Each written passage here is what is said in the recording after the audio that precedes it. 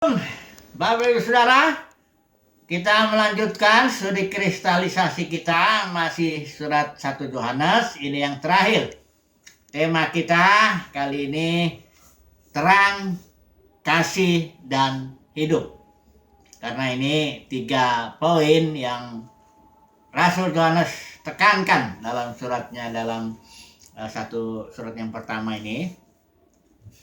Dan ketiga hal ini dikatakan Yohanes, inilah berita yang kami dengar ya, kalau di pasal 1 ayat 5 itu. Dan inilah berita yang telah kami dengar dari dia dan yang kami sampaikan kepada kamu. Saya pakai Elai ya. Allah adalah terang. Kemudian kalau kita lihat lagi dalam pasal 3 itu dikatakan Elohim adalah kasih ya. Ini berita juga ya, kalau di pasal 3:11, sebab inilah berita yang telah kamu dengar dari mulanya. Dikatakan kita harus saling mengasihi karena Elohim adalah kasih.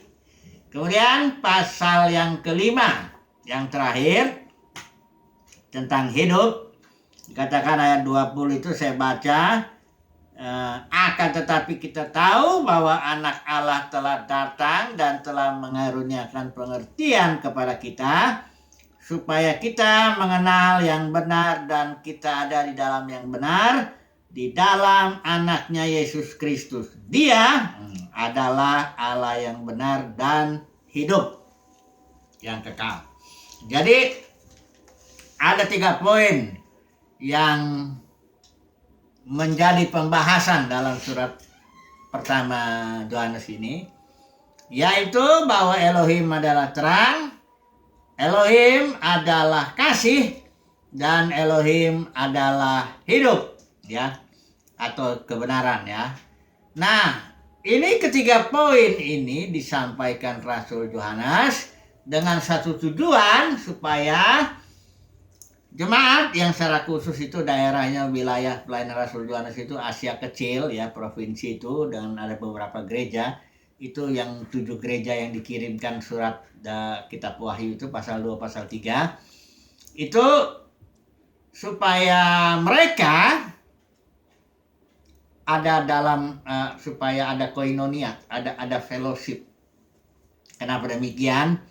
Karena kita tahu bahwa gereja yang ada, yang disebut di kitab Wahyu itu ada Laodikia, Tiatira, Sardis, ada Pergamus, ada Efesus itu, dan yang lain itu sudah jatuh ya oleh sebab 3 pengajaran sesat di situ. Ada Jezebel, ada Bileam, ada Nikolaus, sudah jatuh. Dan Rasul Yohanes sampaikan bahwa Elohim adalah terang, satu. Kedua, Elohim adalah kasih. Ketiga, Elohim adalah hidup. Nah, kalau jemaat ini menerima berita-berita yang disampaikan Rasul Yohanes itu, maka akibatnya akan ada fellowship, koinonia ya. Fellowship antara Rasul Yohanes dan timnya itu dengan orang-orang yang menerima beritanya itu ya. Jadi ini menimbulkan pertanyaan juga ini ya. Kenapa Rasul Yohanes mengatakan di sini ya, fellowship kami atau koinonia kami itu adalah dengan Bapa dan dengan anaknya Yesus Kristus, pasal 1 ayat 3. Seolah-olah saya ini melihat ya secara tersirat ya, tidak tersurat tapi tersirat, bahwa ada suatu jenis koinonia lain ya, yang terjadi di dalam wilayah pelayanan Rasul di Asia Kecil itu. Kenapa demikian? Karena Rasul Yohanes kalau memang tidak ada lagi jenis koinonia lain ya tanda kutip, ya enggak perlulah Rasul Yohanes bilang koinonia kami adalah dengan Bapa dan dengan anaknya Yesus Kristus. Seandainya seluruh jemaat yang di Asia Kecil itu berkoinonia dengan Bapa dan dengan anaknya Yesus Kristus, ya enggak perlu lagi Rasul Yohanes mengatakan koinonia kami. Soalnya kan kami ini kamu. Koinonia kami itu dengan Bapa dan dengan anaknya Yesus Kristus. Nggak perlu dia ngomong begitu. Seandainya tidak ada lagi jenis koinonia yang lain. faktanya memang ada jenis koinonia yang lain selain yang dengan Bapa dan dengan anaknya Yesus Kristus. Makanya dalam kesimpulan akhir itu Rasul Yohanes di pasal 5 bagian terakhir itu ayat terakhir. Anak-anakku, waspadalah terhadap segala berhala. Ada banyak jamak ini ya, banyak berhala-berhala. Jadi seolah-olah ya Rasul Yohanes mengatakan bahwa ada koinonia yang lain, berjenis-jenis koinonia yang pada dasarnya berhala ya, koinonia dengan berhala ya, bukan dengan Bapa dan dengan anaknya Yesus Kristus. Jadi koinonia dengan berhala itu hati-hati.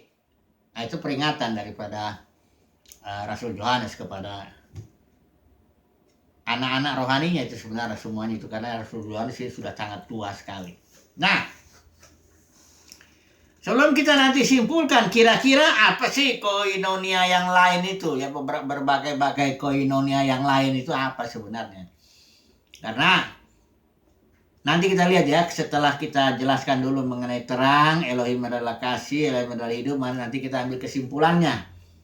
Berhala ya, koinonia yang lain itu loh ya, yang harus umat pilihan Tuhan secara khusus tuh hati-hati ya.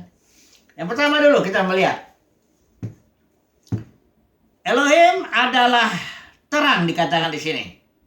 Perhatikan di sini pasal 1 ya, ayat 5, dan inilah berita yang telah kami dengar dari Dia yang kami sampaikan kepada kamu. Elohim adalah terang. Sebagai konsekuensinya kalau orang mengatakan dia itu di dalam terang, dia pasti akan ada koinonia seorang dengan yang lain, yaitu suatu koinonia yang satu jenis, katakanlah begitu, dengan Rasul Yohanes dan timnya. Masalahnya ini Rasul Yohanes dan timnya ini ditolak oleh gereja-gereja yang sudah jatuh di provinsi di Asia kecil ini. Secara khusus di pasal 3 itu, Yohanes 3 itu dibilang itu ada disebut nama orang tertentu, Diotrephes ya, yang menolak Rasul Yohanes itu dan timnya itu ya. Nah, jadi artinya begini, Rasul Yohanes mau mengingatkan, kamu mengatakan hidup dalam terang, tapi kamu mengucilkan kami. Berarti sebenarnya kamu itu sebenarnya kamu enggak hidup dalam terang. Karena kamu membenci kami sebagai saudaramu ini, kau kucilkan. Karena berita Rasul Yohanes, firman Rasul Yohanes enggak mendapat tempat dalam gereja yang sudah dikuasai oleh ajaran Isabel, Bileam, dan Nikolaus. Ya, hal ini juga bisa langsung kita terapkan ke dalam dunia kekristenan yang sudah juga dikuasai oleh ajaran Isabel, Bileam, dan dagang itu ya, dan Nikolaus. Secara umum ya sudah dikuasai sekali. Dan orang-orang yang memberitakan tentang hayat, tentang terang, tentang kasih, itu sudah pasti ditolak oleh dunia kekristenan. Dunia Kristen tidak bisa terima firman yang seperti yang Rasul Yohanes sampaikan ini. Mengapa? Karena dunia kekristenan itu, nanti kita melihat berhalanya itu sebenarnya mamon. Ya, karena kesuksesannya di dalam dunia kekristenan ya itu sukses dalam hal mamon ya. Nah, nanti kita melihat dulu. Kita lihat ini di poin-poin yang Rasul Yohanes tegaskan ini. Kalau saudara bilang saudara hidup dalam terang, engkau tidak akan mengucilkan orang-orang yang menyampaikan firman Tuhan yang murni lah, katakan begitu ya. Jadi engkau tidak akan mengucilkan. Nah, kalau memang engkau hidup dalam terang, bahkan dikatakan di sini kalau kita hidup dalam terang, akibatnya juga darah Yesus itu membasuh segala dosa kita. Jadi poin yang pertama ini jelas bahwa dunia keagamaan pada waktu itu ya, atau dunia kekristenan secara umum saat ini tidak hidup di dalam terang. Mengapa? Karena mengucilkan hamba-hamba Tuhan yang justru sejati, yang menyampaikan firman Tuhan dalam arti sukses batiniah ya. Kalau sukses lahiriah pasti diterima. Kalau saudara menyampaikan berita-berita kepada dunia kekristenan ini mengenai sukses duniawi, itu pasti diterima, pasti disambut, ya. Pasti amin, ya, dapat amin. Tapi kalau saudara nanti memberitakan perkara-perkara batiniah, memfokuskan kepada Kristus yang di dalam batin itu bertumbuh, fokus kepada kerajaan surga yang di dalam, bahwa kita harus menyangkal keinginan kita, ya, agar ini boleh bertumbuh, karena ini keinginan daging berlawanan dengan keinginan di dalam batiniah kita, Christ in you itu. Berlawanan keinginan daging kita, makanya Rasul Yohanes bilang, apa yang ada dalam dunia itu keinginan daging. Keyakinan mata, gangguan hidup. Ini dalam dunia kekristenan merajalela ini. Kenapa? Kalau saudara beritakan berita yang sukses itu, ya, dan prosperity teaching atau apapun juga sejenisnya, pasti mendapat sambutan. Ya, tapi kalau saudara mengatakan bahwa kita harus menyangkal diri karena keinginan daging, itu beda dengan keinginan batiniah yang dalam ini Kristus ini, itu pasti nggak akan dapat sambutan, nggak dapat itu. Kalau saudara bilang saudara harus menyangkal diri karena keinginan dagingmu nggak sama dengan keinginan Kristus yang di dalam kamu, itu nggak akan dapat sambutan. Ya. Nah, jadi Rasul Yohanes mengingatkan, ya, bahwa kalau engkau hidup dalam terang, dia bicara sama ini, ya, tapi mengucilkan saudaramu, engkau sebenarnya nggak hidup dalam terang, tapi dalam kegelapan. Oke. Nah, mengenai dalam terang ini saya tambahkan sedikit, ya, karena di sini ada istilah di sini terang gelap sedang lenyap. Mari 1 Yohanes 2 ayat 8 dulu kita lihat dulu, ya. Ini kan konsekuensi daripada hidup dalam terang atau pemahaman kita akan terang itu.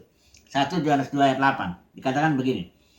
Namun perintah baru juga yang kutuliskan kepada kamu telah ternyata benar di dalam dia dan di dalam kamu, sebab kegelapan sedang lenyap dan terang yang benar telah bercahaya.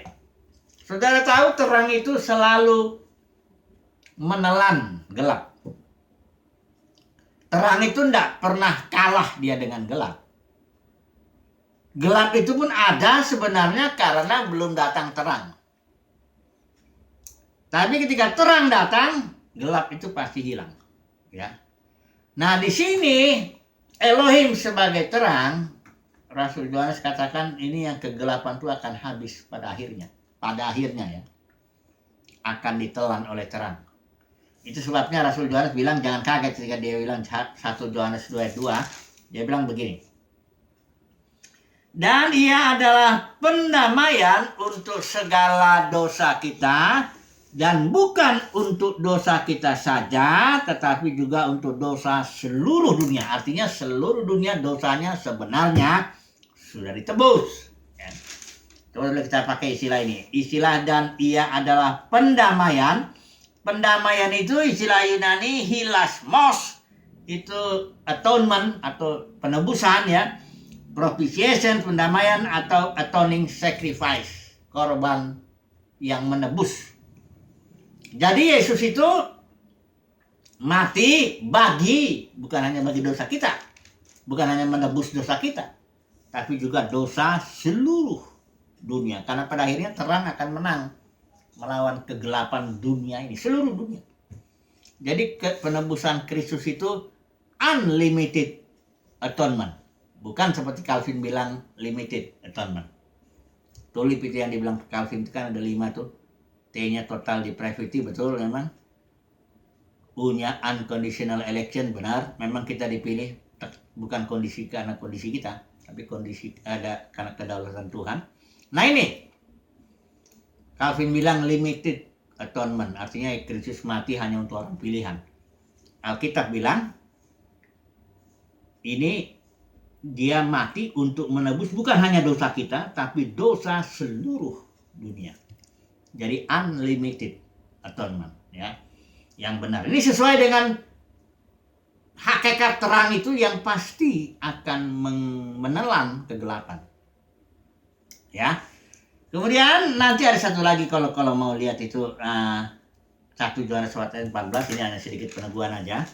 mengatakan begini, 1 Yohanes 4 ayat 14. Dan kami telah melihat dan bersaksi bahwa Bapa telah mengutus anaknya menjadi juru selamat dunia. Jadi Yesus itu bukan juru selamat umat pilihan Tuhan. Salah. Ya. Yesus itu juru selamat dunia. Artinya dia menyelamatkan dunia. Sebab nggak layak dia dapat gelar juru selamat dunia kalau yang diselamatkan hanya umat pilihan Tuhan. Kayak petinju, juara dunia, atau yang dikalahkan hanya petinju-petinju yang di Indonesia aja, nggak boleh. Itu enggak. Kalau dia disebut petinju juara dunia, itu berarti seluruh petinju di kelasnya di dunia ini ya sudah dikalahkannya.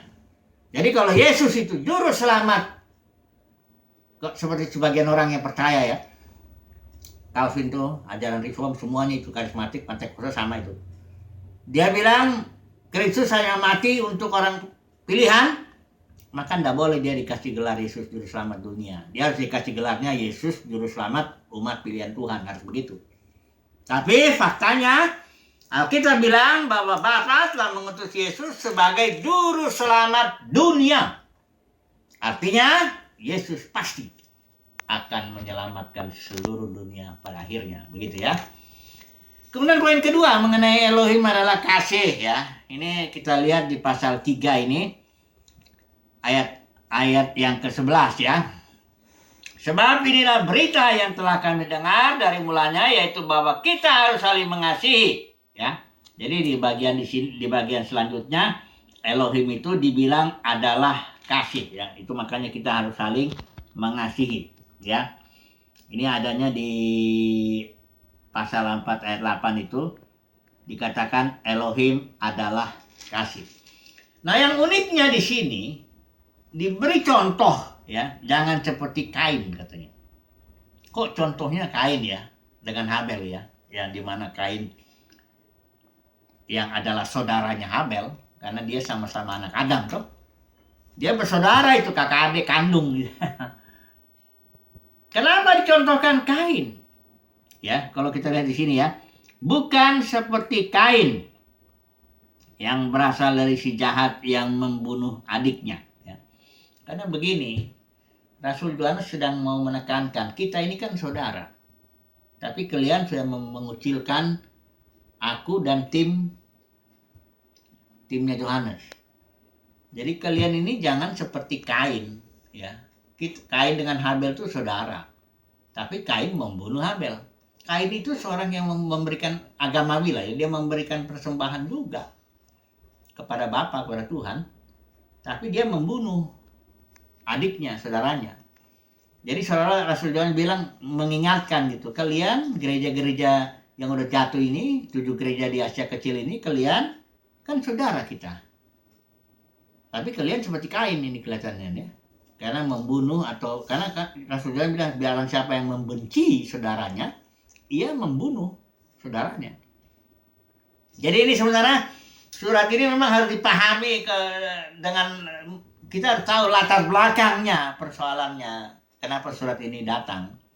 Supaya kita bisa tahu kenapa ini kok Rasul Yohanes meredaksikannya sedemikian. Dicontohkan Kain ya. Jadi ada banyak ini di dalam dunia kekristenan saat ini juga ya, kita tidak bisa lagi banyak bicara soal kasih. Karena dalam dunia kekristenan banyak ini Kain-Kain ini yang mengucilkan Habel. Banyak yang terjadi. Kalau dia beritanya sudah nggak sesuai, sudah nggak beritakan tentang kasih karunia yang atau kesuksesan yang apa itu pasti ditolak. Apalagi denominasi ini sudah begitu ribuan ya. Bukan saja udah saling bagaimana lah itu namanya itu, udah saling menolak, saling bersaing, udah semuanya lah itu ya. Di situ nggak ada lagi kita bisa bicara kasih ya. Apalagi bicara, karena Rasulullah bilang barang siapa mengasihi, melihat saudaranya kekurangan harta duniawi ya, terus nggak mau ini, bagaimana kasih Tuhan bisa tinggal dalam dirinya gitu. Pasal 3 ayat 17. Ini emang sudah artinya sudah ya, kita belajar mempraktekanlah bagi diri kita sendirilah ya. Karena dalam dunia kekristenan yang sudah menjadi ribuan denominasi ini, ini praktek kasih gak bisa lagi dipraktekkan segampang itu. Kemudian yang terakhir tentang hidup, ya. Ini di pasal 5 ini, yang terakhir ini, ya. Di pasal 5 dikatakan di sini Elohim adalah hidup yang kekal, ya. Hidup itu atau joy itu atau benih ya sebenarnya. Ini di sini ada sesuatu yang menarik ya. Saya mau sampaikan dulu ini, dikatakan di sini bahwa kita orang yang lahir dari Elohim itu tidak berbuat dosa lagi, dikatakan di sini. Mari kita lihat dulu coba sebentar ya. Mana dia ini? Di pasal 3 ayat yang ke-9. Setiap orang yang lahir dari Elohim, dari Allah itu tidak berbuat dosa lagi sebab benih ilahi, saya bahasa Indonesia ya. Benih ilahi tetap ada di dalam dia. Ini benih ilahi ini berasal dari istilah Yunani sperma. Sperma itu kita tahu kalau dalam kedokteran atau dalam bahasa umum kali ya. Sperma laki-laki itu ya itu maksudnya ini. Istilah Yunani ini itu yang dimaksud, benih itu. Kenapa kita disebut sperma itu istilah Yunaninya? Sperma itu artinya itu seed atau benih yang satu. Kedua offspring, keturunan. Yaitu sesuatu yang ditaburkan. Sesuatu yang ditabur. Ya seperti seorang laki-laki menabur benihnya kepada istrinya, akhirnya melahirkanlah anak. Begitu. Ya. Jadi kita ini sebenarnya keturunan Elohim. Ya, kenapa? Karena kita memiliki benih atau sperma Elohim. Ini terjemahan benih ilahi ini sebenarnya sperma Elohim. Ini yang aslinya ya. Jadi sperma itulah benih hayat itu. Itulah life itu ya. Nah, orang Kristen harus fokus ke sini kepada pertumbuhan hayat yang di dalam Christ in you. Ya. The kingdom of God is within you. Nah, di sini nih fokusnya. Apapun yang menyimpangkan kita daripada fokus ke dalam ini, itu dia. Penyesatan itu namanya. Ya. Yang di dalam dunia ini apa? Keinginan daging, keinginan mata, keinginan hidup, keangkuhan hidup. Itu menyimpangkan kita daripada fokus Christ in you ini. Ya. Itulah yang saya masuk ke dalam kesimpulan aja langsung lah. Itulah yang Rasul Yohanes bilang hati-hati dengan berhala. Berhala itu sesuatu yang kita cintai, yang kita rindukan, yang kita sembah, yang kita inginkan dan sebagainya itu ya. Kalau kita menginginkan hidup sukses secara duniawi, ya, kekayaan, ya, kenikmatan hidup atau keangkuhan hidup itu yang begitu-begitu itu ya. Kalau kita mencintai itu jadi berhala atau mamon ya, cinta uang ya. Orang kalau butuh uang, semua orang butuh uang, tapi nggak semua orang cinta uang. Paulus butuh uang juga. Semua Yesus juga butuh uang. Orang yang pelayanan Yesus pun didukung juga oleh orang-orang wanita-wanita yang cukup punya uang untuk mendukung dia. Tapi nggak ada orang itu Yesus sama sekali cinta uang tentunya kan. Jadi bedakan ini ya. Kalau saya mengatakan berhala orang Kristen itu mamon, bukan berarti saya bilang kita nggak butuh uang. Bukan. Semua orang butuh uang.